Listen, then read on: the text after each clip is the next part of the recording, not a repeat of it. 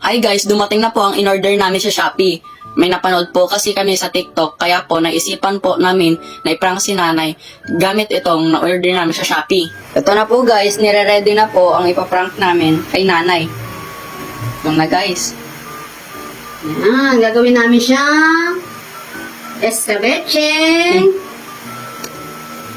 Isda. Kailangan ka natin siya para kumang pinuto. Yan guys. Siyempre, kung mamaya na.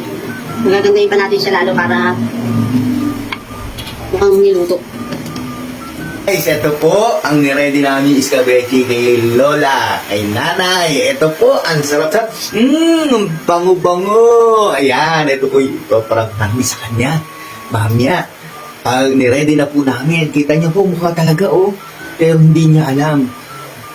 Tumatalon ito. So, papunta na kami ng Megawayan. Nagdadrive na ako. On the way na kami. Para i-prank namin sila nanay doon ng escabeche. Ano ba yan? Hindi ba? Ano? Hindi na yun. Oh my God! Ano yan?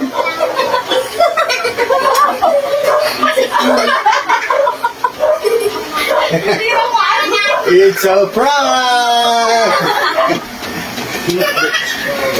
Alam mo, tawag pa na po.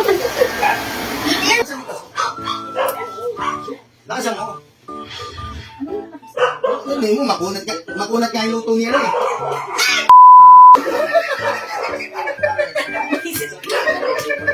Sabi ko na eh, busit. It's a prank!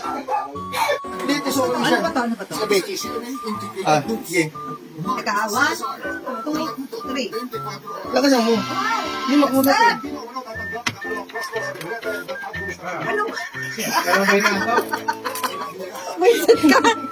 It's a prank!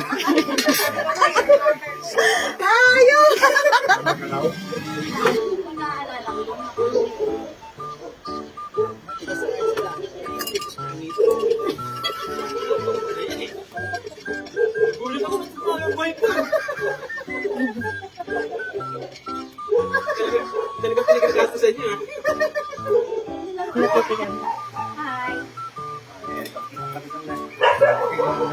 Dito lang kasi papatay.